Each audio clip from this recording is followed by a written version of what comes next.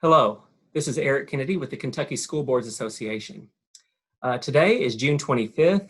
A few weeks ago, we brought you, school board members across the state, a training video to help guide you through some of the decisions that were uniquely only left to the school board in terms of how we were going to close up last school year with all of the unusual circumstances surrounding the COVID-19 pandemic.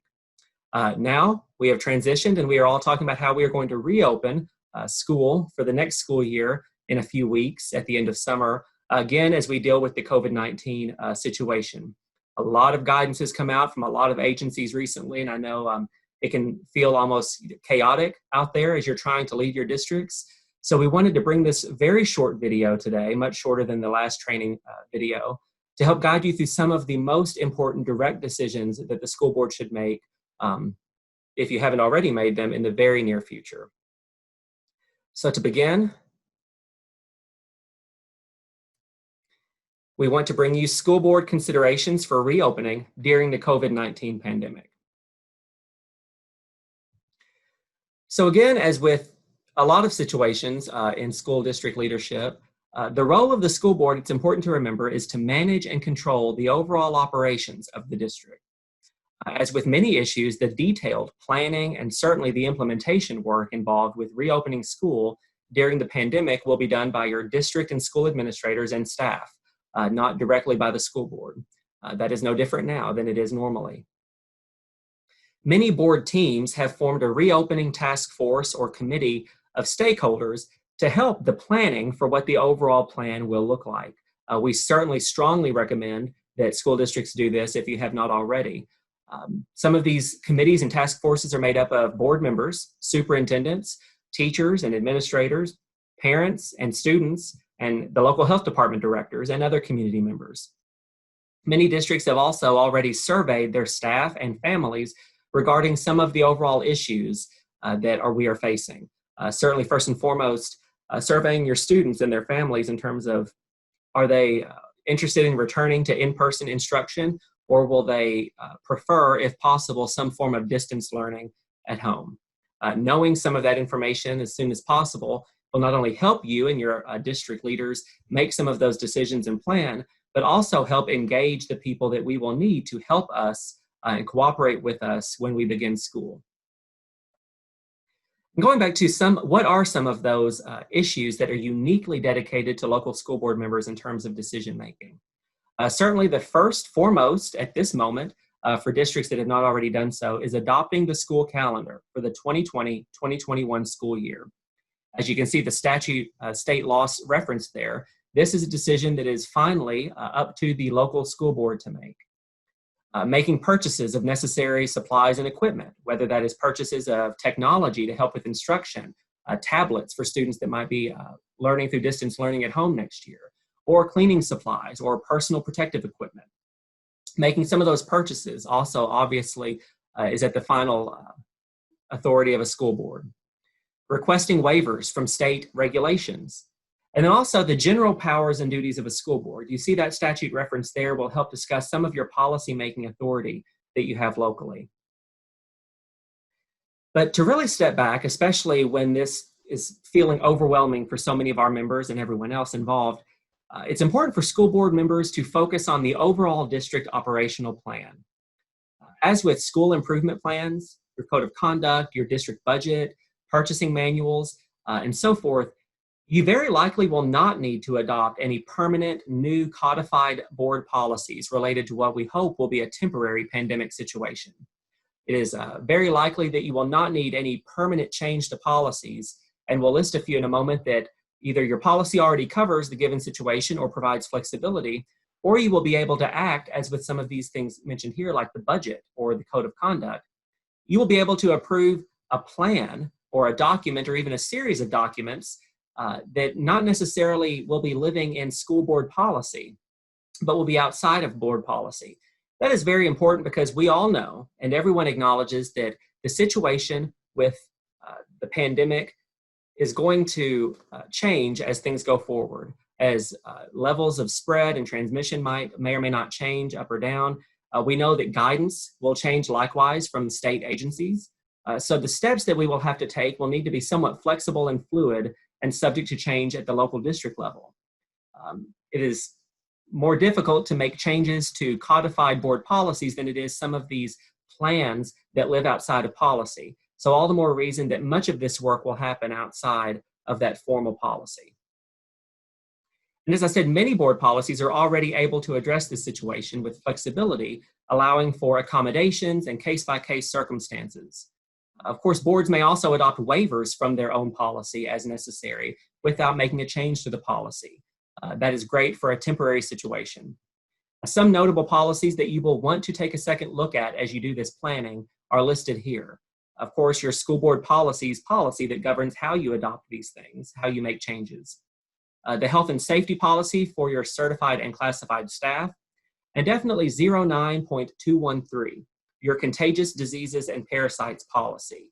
That is a great example of where a lot of folks think that this is completely uncharted territory when that's not necessarily the case. You already have some policy provisions on how you as a school district will address situations of contagious illness among students or faculty in your school. So of course, be aware of what those policies already provide for. Now, we call this calming the chaos. It is a very chaotic situation, as you well know right now. We've been waiting on certain guidance from the state to really help districts move forward with planning. We're going to have some recommendations here for what many districts have already done that are really helping plans and the planning process come together locally. First, we want to talk about the new Healthy at School flagship guidelines that were released yesterday, as I'm filming this, on June 24th. We also want to talk about surveys of parents, staff, and students and reporting back the survey results to those stakeholders. Adopting the school calendar for next year, and we want to let you know how you may, if you wish, resume in-person school board meetings and school council meetings under the Healthy at Work guidelines. So Healthy at School. Going back since May 15th, 8 different guidance documents have been developed by the Department of Education on separate topics, such as food service, curriculum changes that we will need, transportation. We want to make sure you're aware of those and making sure that you are delegating some of that information out to your district leaders in those program areas so that they can develop those plans and put them all together in the overall district plan that you as a school board will help guide and approve going forward. Now, on June 24th, the overall, what Commissioner Brown called the flagship health guidance on reopening and operating schools was released. This is what we've been working on a lot, KSBA and other groups with the Department of Education on what that would look like. That is what we are calling the Healthy at School Guidance on Safety Expectations and Best Practices for Kentucky Schools. So what that looks like, it is available on our website and of course the Department of Ed's website. You will open up that roughly, I believe, 25-page document and find practices are listed in 5 overall areas. And in each area, there are expectations, which are things it describes that must be implemented by schools. And there are best practices in each area, which are things that schools may choose to follow to help further mitigate some of the virus situation, but you do not have to. So in each of these areas, as you go through, always be aware of the expectations that are things you must do versus best practices. And all of this, more than anything, was really developed by our State Department for Public Health. The 5 areas, as you can see here, are social distancing in schools, cloth face coverings, other health policies, and PPE, screening, that means health screening, and school exclusion, whether it's of staff or students that may be sick, sanitation and environmental factors, and contact tracing. Contact tracing, of course, is something, most of that work would be done by contact tracers working with the local health department and not directly by school folks. As we get into this, most everyone in Kentucky and across America, the biggest thing being discussed is that we jump straight to the mask conversation. When you read the guidance very carefully, stay aware that social distancing is discussed first. And if schools are able to social distance at the recommended or required levels, you may very likely not have to have various folks wearing masks compared to if you are not able to distance 6 feet apart in classrooms and so forth. So it may be likely that in many instances, you shouldn't jump straight to the mask issue and conversation before going through and reviewing how you might be able to achieve social distancing in your facilities. Along with the Healthy at School guidance, on June 24th, the Lieutenant Governor announced two major decision points that we have also been working on and waiting for that will really help districts make these plans. These are pretty sort of step one sort of guidance decisions that we are really glad to see. The first is that they announced districts will be allowed to use an unlimited number of NTI days during this next school year if that should become necessary, if there should be necessary further closures of school. And also for attendance and funding issues. In the 2020-21 school year, districts will be allowed to use the ADA either from the 18-19 school year or the 19-20 school year, according to whatever you already chose to use a few weeks ago under the Senate Bill 177 provisions. So a few weeks ago, as you'll remember, Senate Bill 177 allowed for the school year that is ending on June 30th, your ADA figures that you used as the basis for the SEEK funding that will actually be paid out over the year to come, you could pick which one of these years' actual calculation to use. That, whatever choice you made, will now essentially roll forward into the next year. This is critically important for planning because now it won't necessarily have any impact on attendance or funding from the state if students are learning through distance learning at home, if they are in person in your schools, or even if some other home and hospital, or if students completely withdraw to homeschool. None of those should directly factor in for this year's counting of attendance because of this decision, which makes planning how you will deliver instruction much easier. Moving forward to surveys of your district. To help you make decisions with so many unknowns, many districts have already completed surveys of their parents, staff, and students, or are conducting surveys like that right now. Anecdotally, we know that the results have been varied across districts, sometimes to a great degree. In some of the surveys where a common question is to a parent, would you prefer, if it was an option, to have your child learning at home next year or in person? Some districts, an overwhelming majority of parents said in-person instruction is what I would prefer. In others, it was a majority that wanted distance learning. In many districts, it's about 50-50. Knowing what that circumstance is going to be for your district will be another one of those almost step one data points for you to start making some of your first decisions. So seeking input from your stakeholders and reporting back the results is critically important for that planning and for generating cooperation from all of these folks, our members and stakeholders that we'll need working with us. Calming the chaos for a lot of our families and staff and community members will go far by feeling like everyone knows that work is going on, that planning work is going on, and feeling like they have some input and some awareness. So we strongly urge any district that hasn't done so to reach out in similar surveys and report back results. As we said, one of the very first decision points that a school board uniquely will make, if you have not already made one, is adopting the school calendar for this next school year and setting when your instruction will begin. As we reported a few weeks ago, the KBE, the State Board of Education, has extended the deadline for local school boards to set this calendar to July 31st. So if you have not already done so, this is probably the first thing that boards locally should zero in and focus on. Which again, knowing this date would go far in helping calm a lot of the sense of chaos among your students and families. And that deadline is July 31st, which gives time for some of this planning, for some of the various options to be considered.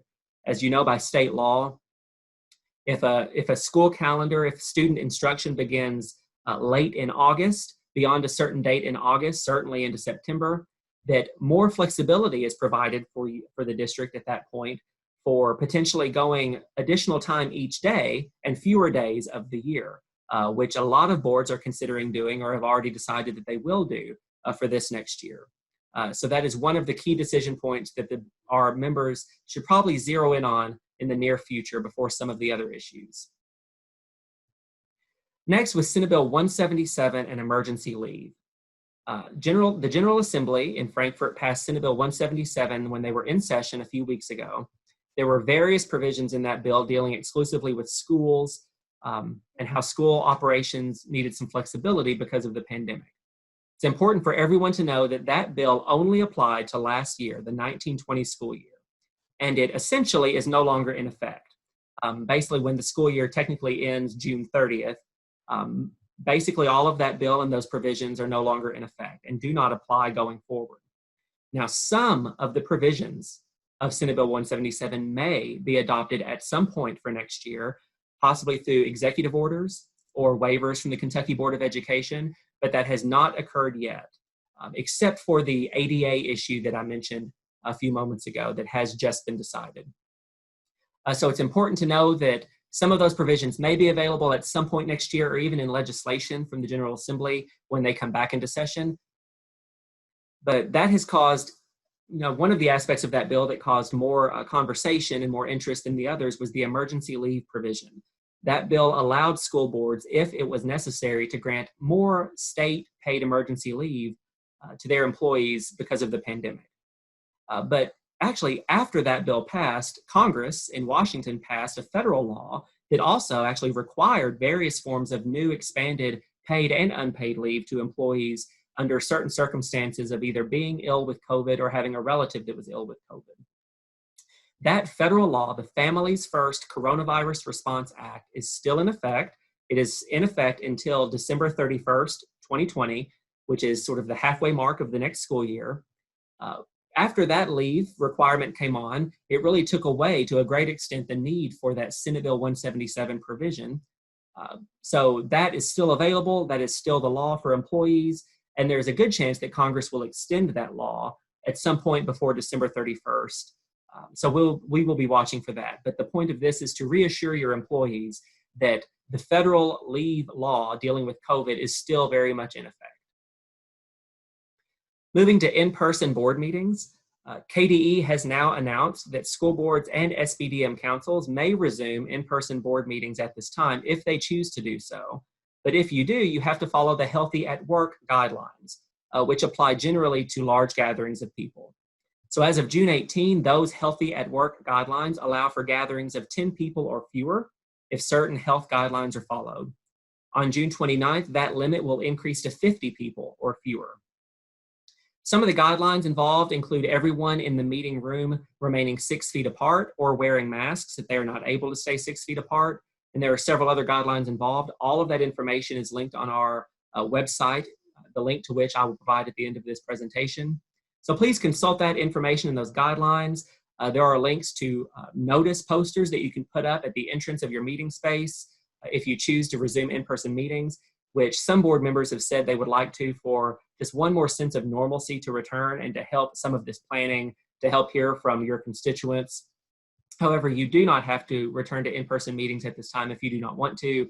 You can still continue operating under all of the waivers and flexibility that has been provided for teleconference meetings. Now, for all of this and the other decision points that you are working to make in the weeks ahead, when in doubt, always consult your superintendent, your board attorney, and your insurance carrier, especially for any questions of coverage or coverage limits or exclusions or legal liability. Please reach out to those resources. Also, always, double check your district policy manual. As we said, we don't expect the boards will have to adopt necessarily a lot of new or changed permanent policies for some of these planning and some of these decisions. You may very likely need to adopt waivers from some policies. So always consult your policy manual and the KDE and Department for Public Health guidance documents, which again, will almost definitely continue to evolve as we get more experience in districts of implementing the guidelines and as the levels of the virus transmission in Kentucky may change. And to close, especially in this time of so many decisions swirling, we wanted to step back and remember that KSBA certainly believes that public education is essential. We believe that all of our employees are essential employees. We are all figuring this out together, and that even as we get into the weeds of some unprecedented decisions that are very complex, we must remember that educating students safely is our mission above all. And for that, we want to leave you with this quote taken from our state Supreme Court's decision in the Rose case, which was actually quoting from the Brown v. Board of Education opinion from so many years ago at our U.S. Supreme Court. In these days, it is doubtful that any child may reasonably be expected to succeed in life if he is denied the opportunity of an education. That really goes to the heart of the work that you do as school board members and as leaders in your district, and that really must be the starting point for every discussion over how we are going to provide instruction in a safe way during this next school year. For more information on any of this, for any questions that we might be able to help with, please contact KSBA staff by email or by calling the 1-800 number you see on your screen. Many of us are still working remotely. Some of us have returned to the building, practicing all of the Healthy at Work guidelines. But by calling that number, you will be able to get in touch with any of us. And also for links to a lot of the guidance we've mentioned here and other information, visit our ksba.org/coronavirus website at this address. We keep that updated and timely. We have removed all of the information that was there before about Senate Bill 177, which is now effectively no longer in effect, and put in its place the new guidance for Healthy at Schools and some of the other information that we have shared. So with that, thank you again, as always, for serving your community and serving the students of your community on your school board. Thank you for all of the work that you put in. Thank you also for your support of KSBA. And as always, please reach out to us if we can be of help. Good luck.